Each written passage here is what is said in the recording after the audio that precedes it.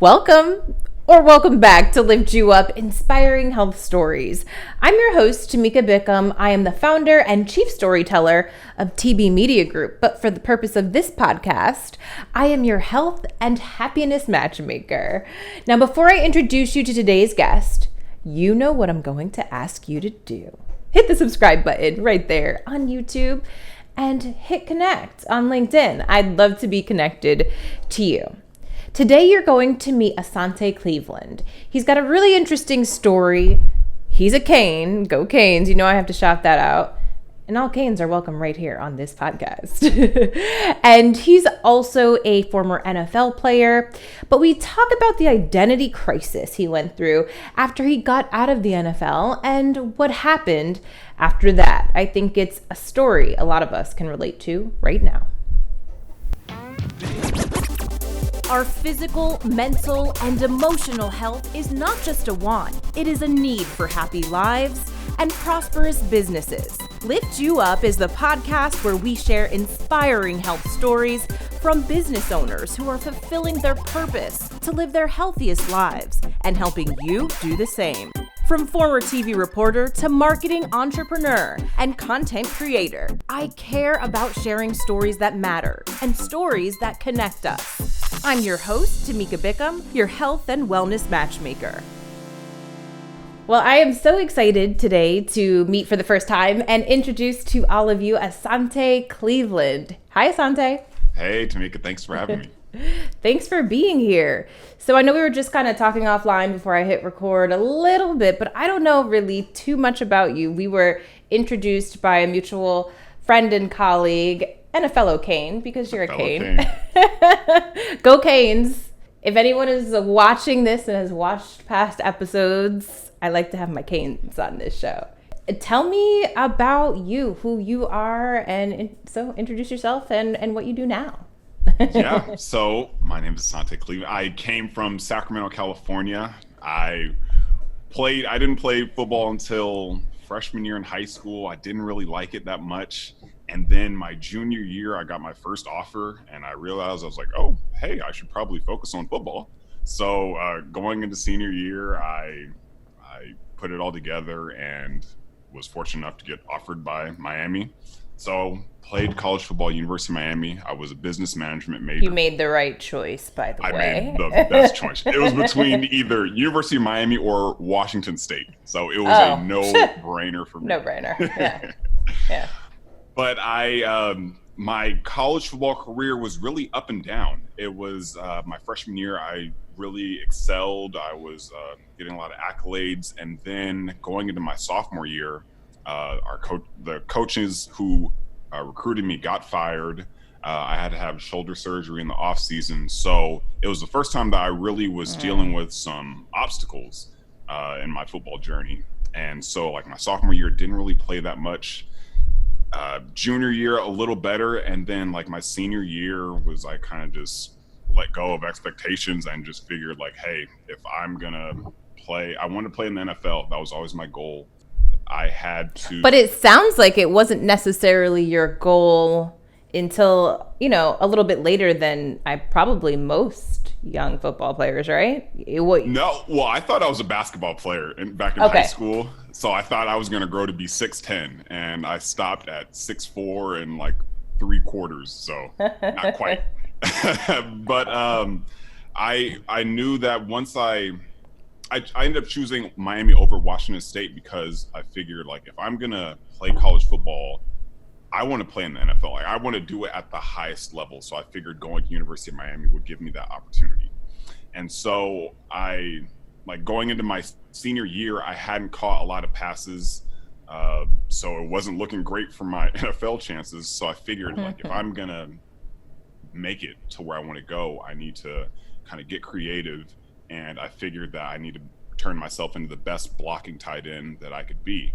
And through that, I was able to not only make the NFL, but I was on the field so much that I just created a lot more value for myself. And the NFL coaches gave me a look, and I got picked up by the 49ers. And Hey. yeah, it was a long road, but I Yeah. learned how to just find a way to make myself valuable. That was kind of like going home for you, right? Yeah, yeah, it So was. that was really nice. Yeah, going back to San Francisco, that area, being in the Bay Area, like most of Yeah. my family's from there, so it was great. My first year, I really learned the business of the NFL. Yeah. Things are fast paced. I got cut.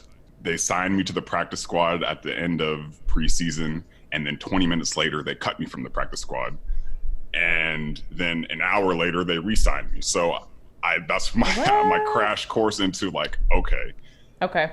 this moves fast. Don't take anything for granted. So every time I'm out there on the field, every time I have an opportunity in this business, put my best foot forward. And yeah, it was a journey. So how long were you with the 49ers? So I was with the Niners for one full season, and then going into my second year, I got traded to the Patriots after one preseason game. Another instance of how quickly things move in the NFL. We played a preseason game on Sunday, and on Monday at 7 in the morning, when I was heading to the facility, I got a knock at my hotel room, and it was one of our player ops people, and he told me, "Hey, the GM wants to talk to you. You're getting traded." And no further context after that. So I get down to the facility to find out that I was getting traded to the Patriots. So at 12 o'clock, I was on a flight heading to West Virginia, because at that time the Patriots were doing a joint practice with the Saints. So I flew from San Francisco to Washington, flew from Washington to Virginia, where a car service picked me up and drove me to West Virginia. I got into the hotel at 2 in the morning and had to be up at 7, had practice at 9 for a team I knew nothing about. Okay, so what's going through your mind? Because now you're kind of like leaving home, right? You were there one year, and now all of a sudden you think you're headed to the facility in the morning, and off you go. I didn't really know what to think at the time, but I was excited to go to New England because I really loved that organization. I just Yeah. It felt good that someone like Bill Belichick wanted someone like me, and it was an opportunity to learn from the best football minds in the world and play with the best quarterback of all time. And then I got to also learn from Rob Gronkowski, who's like arguably one of the greatest tight ends of all time. So it was a whirlwind situation, but it was a situation that put me exactly where I needed to be and exactly where I wanted to be.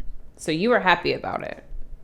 I was happy. I learned a lot. I learned a lot about accountability out there. That's the most important thing, is being the person that you say you are, and you have to uphold that every day. Okay. So how long then are you with the Patriots? So I was with the Patriots that almost the whole season, until on Christmas, when I was on the active roster. I'm having dinner with some teammates who also are from out of state, don't have family in town. So we were just together. We had just sat down for dinner, and Coach Belichick calls me and tells me that they're going to cut me and put me and sign me to the practice squad. That this isn't anything, like, we had a bunch of people hurt, so they needed to bring in someone, a corner, so that we would be able to match up against the Jets. Told me that no worries, like, you'll be back active for the last week of the season against the Dolphins. So I'm thinking everything's cool. I'm just not playing that week. But before I could re-sign to the practice squad on that Monday, I got claimed off waivers by the Eagles and the Chargers. And because the Chargers had a worse record, they had priority. So just in the same fashion of like things just move quickly, so that Monday, I had to pack up what I could from my apartment and fly to San Diego at 5 in the morning. And I was with the Chargers for the last week of the season, and then for the next 2 years of my career. Okay. I think I'm keeping up. Okay. So as all these changes are happening throughout your professional career in the NFL, I mean, what is that like for you? Do you know that it just comes with the territory? Um, or is there some point at which you're like, okay, this is not going to be my forever career path? There's a lot of uncertainty, right? I'm using that word because I feel like that's where we all are right now. Yeah. Well, it also, I think this is what we're all learning is that nothing is certain. I had to learn that very, very quickly. That's like my first introduction to the league. I was signed and then cut 20 minutes later. So that really just set the stage where it's like, okay, things can happen very quickly and you have to be able to roll with the punches and remain calm under pressure. Like sudden change is going to happen, and your ability to control your emotions and stay level-headed and cool will help you thrive in those situations where if you get frazzled and rattled and you like start complaining because like I just want to stay on this team, I don't want to leave, that does nothing for the situation. But you have to just kind of remain calm, adjust, and just move forward with precision. Mm-hmm. So tell us where you are now. So 4 years in the league, right? So 49ers, Patriots, and then ending with the Chargers? My football journey ended with an uncertain knee injury. It was like a non-contact where I was just running a route, planted, knee torn. I was on IR for the year, recovered, working out, and went to re-sign with the Patriots that next offseason. And their doctors said that they couldn't sign me because after the MRI I took that my knee wasn't healed. So once again, it was kind of just like sudden change where I'm thinking like I'm getting ready to play football next year to where, oh, I'm probably never going to play football again. So there was that what next moment that all athletes go through, that a lot of people go through whenever there's like a huge change in their life, like relationship ends, get fired from a job. I mean, so right. There's almost like, but I hear, because I've talked to several football players about this, and whether it was playing at a high level in college and not making it to the NFL, or playing in the NFL and then career kind of ending, suddenly there you kind of go through this identity. I don't want to call it identity crisis. Yeah. Is it? Okay. Okay. Yes. Great. You call it that. Okay. So is that what you're going through? For sure. Like I leave the Patriots facility. At that point, they hadn't told me anything yet. I'm getting ready to fly back. And then when I'm at the hotel, my agent calls me and tells me like, hey, they said they can't sign you. They looked at your MRI and it's not cleared. And it's just like in that moment, you just feel like, I can't even describe the feeling, but it's just almost like a weightlessness of just like, I don't know. It was just a numbness that kind of comes over you. But in that it's an opportunity to kind of reassess, because like everybody knows that football is not forever. I was not under the idea that I was going to play till I was 40. But it's just, you never know when the end's going to come. And so through this identity crisis, it was the first time that I really had to assess, like, what am I really interested in? Because I loved football, but it wasn't like something I was like dying for. It was not my dream as a child to play football. Like I just happened to be really good at it. That's what I was going to say. That's what I was hearing, because when you were saying, okay, you started in high school, as you were describing it, I almost didn't even hear that like undying fire and passion that like, if I don't have this, I have nothing. I guess from that perspective, then that's good, right? Because if that was like your only wish and hope and dream, I think it would be a lot more crushing. Yeah. And it's like, it sucked, but it was also an opportunity to go explore a new passion and just kind of figure out who I am without football, because it's something that you just dedicate so much of your life to.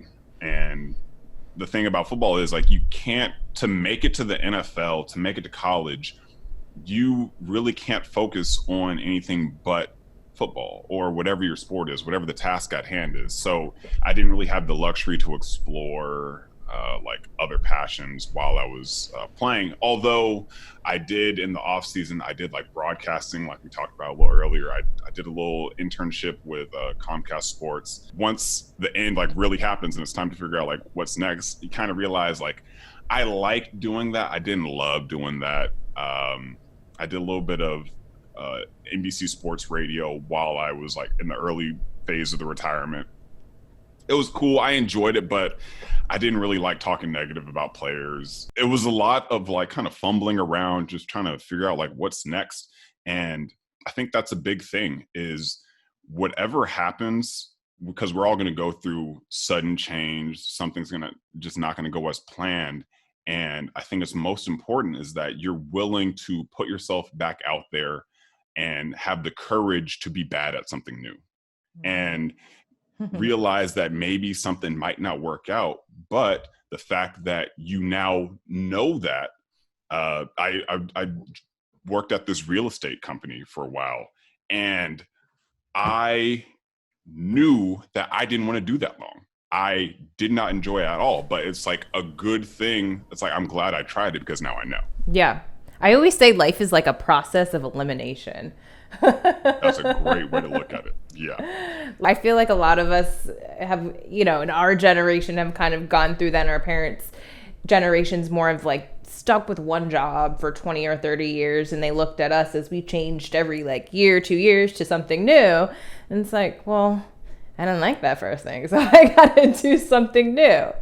Just eliminate until I find the thing that I'm suited for. Right. And then especially with social media, it makes it seem like if you don't have the world figured out and you're not making $1 million a week, then you're just not hustling hard enough. And I feel like a lot of people, myself included, get caught up in that when the real journey is to take the time to find out who you are and where does your energy naturally want to go. And it really wasn't until this coronavirus situation happened where I kind of had to like pause and just pay attention to what I wanted to do. And I feel like a lot of people have now had this opportunity because most people, I know this for a fact, like most people haven't really just sat with their feelings or just sat with just themselves for a long time. And it's such a powerful thing. Like when this first happened, I had a feeling that a lot of people were going to end up going through depressions just because like we get so caught up in distractions that we don't really take time to really understand ourselves. We're just running a mile a minute. And, that's why you're hearing, okay, now people who are in unhappy marriages are having to take a look at that. You're unhappy. Like you can't avoid things because you're having to face it. Like you said, you're having to slow down right now, and you're home all day now looking at that person, or you're home all day dealing with your kids and, the reality of what life is. I feel like every week I'm getting a new call or text from someone who has been laid off, lost their job, people who've gone out of business. But, I think some of the positive conversations I've had out of that has kind of been around like, I don't think there's a better time than now to reinvent yourself. Oh, yeah. I don't know. This is the what do you perfect think? time. Yeah, this is the perfect time to kind of discover yourself. And what I've noticed is a lot of people who are truly embracing their creative expressions are really flourishing right now. For me, I realized like I was a creative person, but I never really gave it any like stock. And then the first thing I did during quarantine was I already had an iPad, so I bought an Apple Pencil. And I started like drawing and Procreate. And I realized I enjoyed doing that. And so now I'm in Photoshop. I'm learning Photoshop, and I now have my first art print that I designed getting printed so I can see how it comes out. And I think that just embracing your creativity throughout all this and notice where your creative expression is. I love that. Yeah. I mean, this is like my creative expression as well, is creating content. And I feel like I was for so long just not doing it for myself and only doing it for my clients and serving everyone else. And really, this was the first time during all of this, I had it in my mind. I'm like, I'm before May hits, and this is before COVID. I'm like, before May hits, I'm going to launch this podcast. I'm going to do this. And then everything's kind of uncertain. Okay, am I still going to stay the course? I stayed the course. And this has just been a fun way for me, to connect and just meet new people, first of all, outside of like, creating something. That's been great because I'm a social person. I need to connect with people. I'm an introvert. Okay. I liked that I didn't have to go anywhere me. anymore.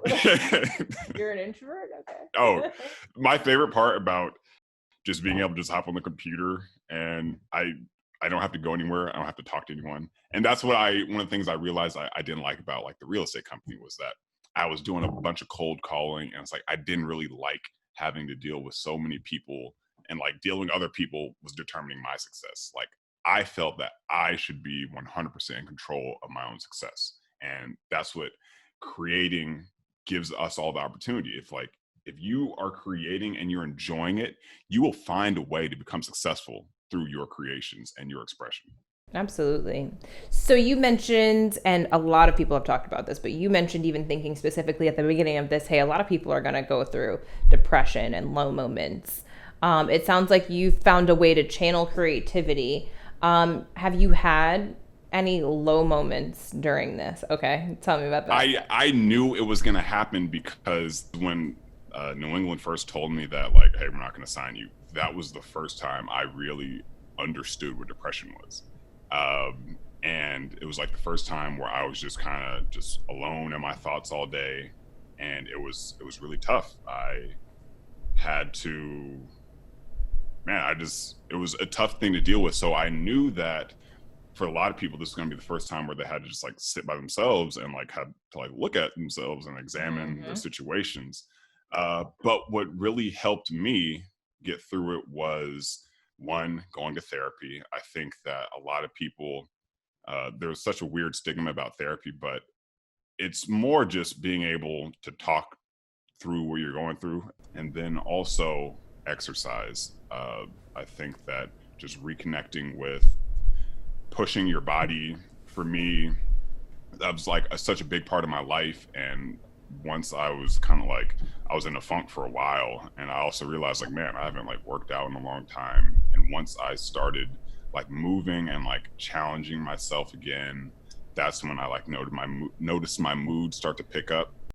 And then the third thing that a lot of people who are going through depression should be aware of is it's extremely natural to want to kind of retract and become like recluse and not really engage with people. But I feel like that's the time when you need to engage people even more and let people know it's okay to let people know you're not okay. And that's something that I kind of kept like close to the vest for a long time. And it's let people know. And because for the most part, people want to help and they want to be a resource. I think in some way, I think just a lot of times we're not comfortable talking about it, you know? I get it. It's maybe like a sign of weakness or whatever, but it's like we're all growing through something.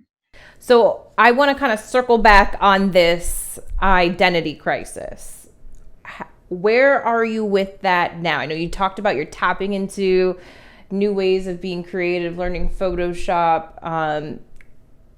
Do you feel like you've gotten to that place of self-discovery of knowing who you are and how you identify yourself? I think the path to self-discovery is never ending. Yeah. We'll learn something new about ourselves every day.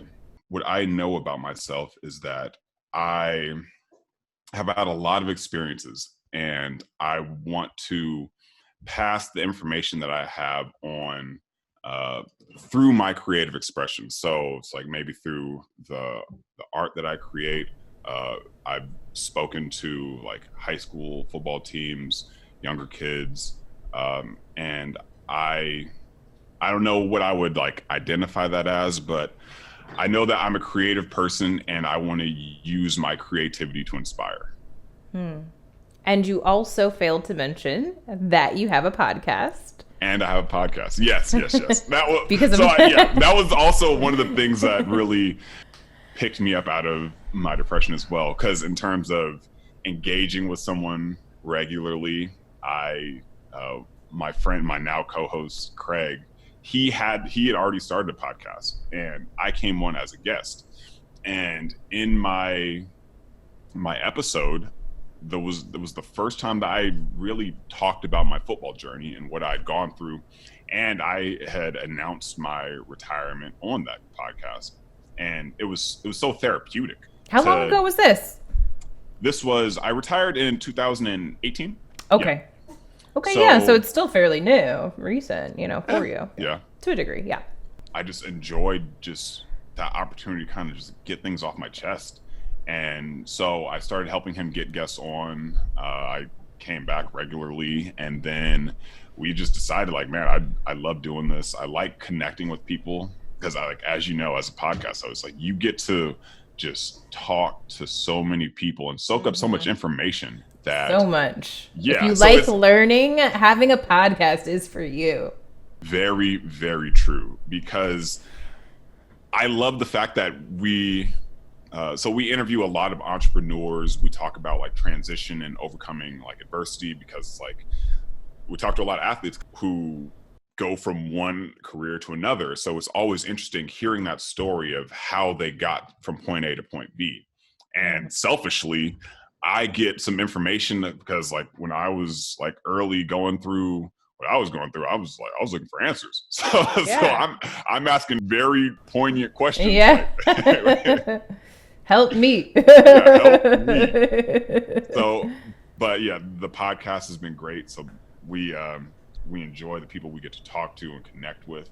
And also we just want to be able to pass on information for whoever's going through their struggles, maybe trying to start something new, maybe dealing with something. Like, hey, we're going to try to get the best people that can share this information that may be able to help you out. Yeah, that's awesome. What's the name of the podcast? The White Tiger Podcast. The White Tiger Podcast. Awesome. Yes. So I'll make sure to link to that below. I know you mentioned you finding creativity throughout all of this that's going on as far as staying at home and quarantine.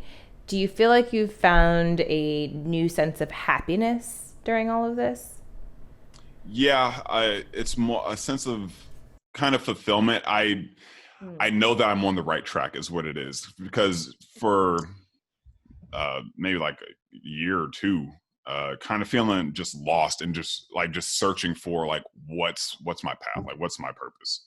And I think to be able to help young kids who, like, I'm thinking about like back in my high school days, because I was very, very fortunate to have a father in my life who really imparted a lot of wisdom in me, and my mom, who were really good guides for me. And so I'd be selfish to keep all the information and all the experiences I've had to myself. I would love to be able to pass them on to kids who are maybe like figuring out what they want to do, going to college or whatever, because I've had ups and downs, and I can definitely share a lot of experiences. Yeah. As we all do. So lastly, my question is, we talked about identity crisis. We talked about these ups and downs. I think it's so relevant. Is there any, I don't even want to say words of advice, but just kind of maybe words of encouragement or a tip that maybe got you through going through that identity crisis that you would offer to people during this time? So one of the things my dad did early when I was like fourth grade, he forced me to memorize poems. I had to recite a poem to be able to get it and play PlayStation for the weekend. For me to get a new PlayStation, I had to recite 2 poems to the guy who worked at Fry's. I'm sure it was an awkward situation for him, but one of the poems was Invictus, and it's such a powerful poem about really resiliency. The last lines are very famous. I am the master of my fate. I am the captain of my soul. And anyone who's going through any sort of transition, tough times, you are all you need. You have all the resources within you already to figure out your situation, to overcome any obstacle you face. And so keep that in mind and move forward with faith and courage. And I think also, as we touched on earlier, take this time to sit down and listen to your thoughts, listen to yourself, spend some time with yourself, right? Yeah, much needed. I find that, yeah, absolutely. Where can people find you, learn more about you, find your podcast? Give us all the links and the info and all that good stuff. Yeah, check us out. We are on, so for myself, my personal Instagram is Asante Cleveland. For the podcast, we're at the White Tiger Podcast on Instagram, on Facebook. You can find us on all platforms, iTunes, Spotify, we're YouTube. Everywhere you listen to podcasts. Everywhere you listen to